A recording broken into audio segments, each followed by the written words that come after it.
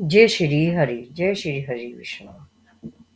विजय एकादशी व्रत कथा। विजय एकादशी क्या है?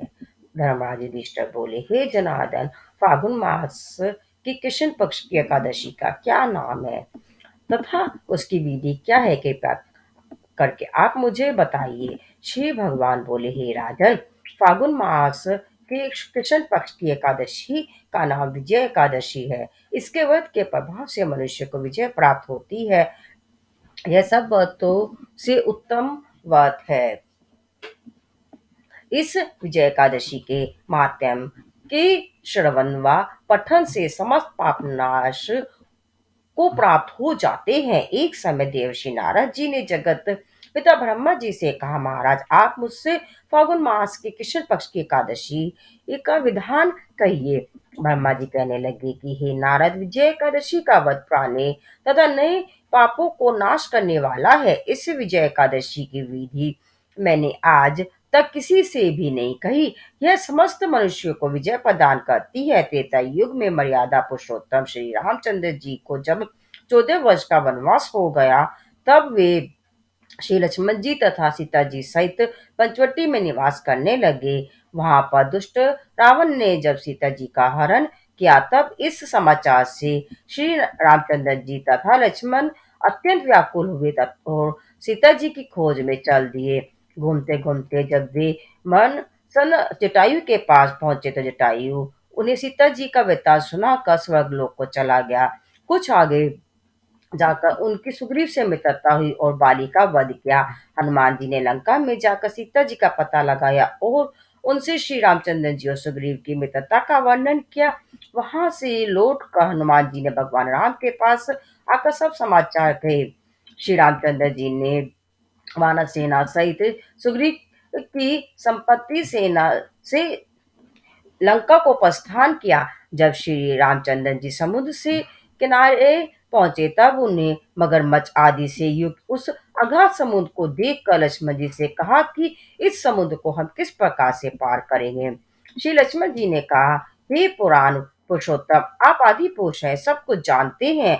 यहाँ से आधा योजन दूर पर कुमारी द्वीप में वकधालपय नाम के मुनि रहते हैं। उन्होंने अनेक ब्रह्मा देखे हैं। आप उनके पास जाकर इसका उपाय पूछिए। लक्ष्मण जी ने इस प्रकार के वचन श्री रामचंद्र जी वक्त लाभ्य ऋषि के पास गए और उनके को प्रणाम करके बैठ गए। मुनि ने भी उनको मनुष्य रूप धारण किए हुए पुराण पुरुषोत्तम समझकर उनसे पूछा कि हे राम, आपका आना कैसे हुआ? रामचंद्र जी कहने लगे कि हे ऋषि, मैं अपनी सेना सहित यहाँ आया हूँ और राक्षसों को जीतने के लिए लंका जा रहा हूँ। आप कृपा करके समुद्र पार करने का कोई उपाय बतलाइए। मैं इसी कारण आपके पास आया हूँ।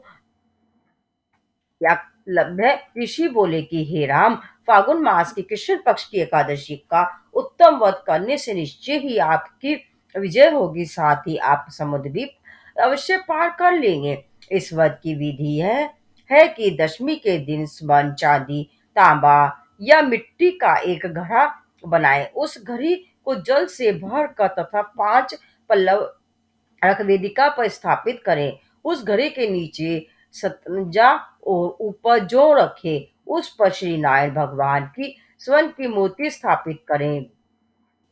एकादशी के दिन स्नानादि से निर्वृत होकर धूप दीप नैवेद्य नारियल आदि से भगवान की पूजा करें।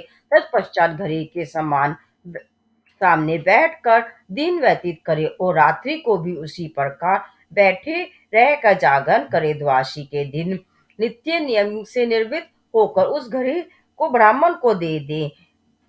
हे राम, यदि तुम भी इस व्रत को सेनापतियों सहित करोगे तो तुम्हारी विजय अवश्य होगी। श्री रामचंद्र जी ने ऋषि के कथनानुसार इस व्रत को किया और इसके प्रभाव से दैत्यों पर विजय पाई। अतः हे राजन, जो कोई मनुष्य विधि पूर्वक इस व्रत को करेगा, दोनों लोगों में उसकी अवश्य विजय होगी। श्री ब्रह्मा जी ने नारद जी से कहा था कि हे पुत्र, जो कोई इस व्रत के माध्यम को पढ़ता या सुनता है, उसको वाजपेय का फल प्राप्त होता है। यह थी कथा विजय एकादशी की। बोलो जय श्री हरि विष्णु।